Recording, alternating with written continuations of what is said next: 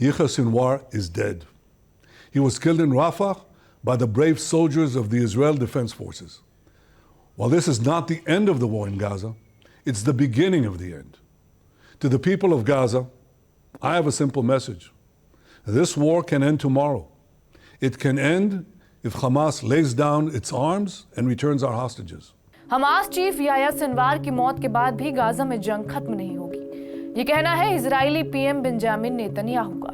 हालांकि उन्होंने ये शर्त भी रखी है कि अगर हमास के लड़ाके इजरायली बंधकों को रिहा कर दें तो वो कल ही जंग के खात्मे का ऐलान कर सकते हैं। सिनवार की मौत के बाद इजरायली प्रधानमंत्री नेतन्याहू ने बयान जारी किया। उन्होंने हॉलोकास्ट की घटना को याद करते हुए कहा, והיום, כפי שהתחייבנו לעשות, באנו איתו חשבון.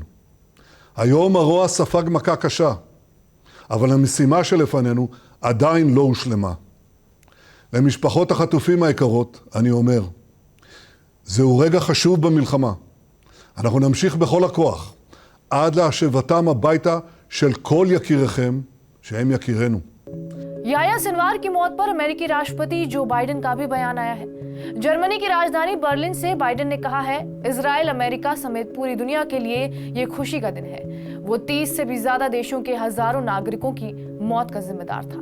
सिनवार के खात्मे के साथ अब इजराइल को सीज फायर का ऐलान कर देना चाहिए।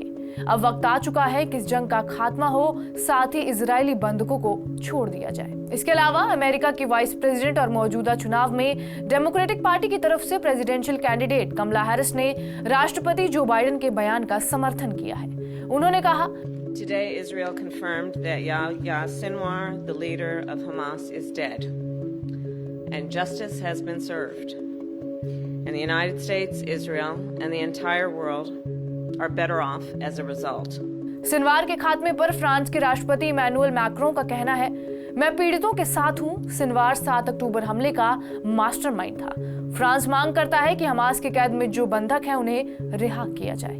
वहीं ब्रिटिश प्रधानमंत्री कीर स्टारमर ने पीड़ितों के साथ संवेदना जताते हुए ऐलान किया है कि ब्रिटेन सिनवार की मौत पर शोक नहीं मनाएगा। इटली के प्रधानमंत्री जॉर्जिया मेलोनी ने युद्ध विराम का ऐलान किए जाने की बात फिर दोहराई है। उनकी ये भी मांग है कि बंधकों को छोड़ा जाए, साथ ही गाजा को फिर से डेवलप किया जाए। कनाडाई प्रधानमंत्री जस्टिन ट्रूडो का कहना है, सिनवार की मौत से आतंक का राज खत्म हुआ। हमास को अब हथियार डाल देने चाहिए, साथ ही इजरायली बंधकों को रिहा कर देना चाहिए। वहीं यूरोपियन यूनियन के president Ursula von der Leyen का कहना है, सिनवार 7 अक्टूबर को हुई इजरायली नागरिकों की हत्याओं, बलात्कार और अपहरण का जिम्मेदार था। उसकी मौत से हमास कमजोर होगा। सिनवार की मौत पर ईरान की तरफ से भी प्रतिक्रिया सामने आई है। यूनाइटेड नेशन में ईरान के मिशन ने कहा है कि सिनवार की मौत से इजराइल के विरोध की भावना और मजबूत होगी। सिनवार फिलिस्तीन की आजादी के लिए लड़ रहे युवाओं के लिए आदर्श बनेंगे। जब तक फिलिस्तीन पर इजराइल का कब्जा है, तब तक विरोध जारी रहेगा। इजराइल पर पिछले साल 7 अक्टूबर को हुए हमले के 3 अहम किरदार थे। इनमें पॉलिटिकल चीफ इस्माइल हानिया, मिलिट्री चीफ मोहम्मद दाइफ के अलावा गाजा में हमास का लीडर याह्या सिनवार शामिल था।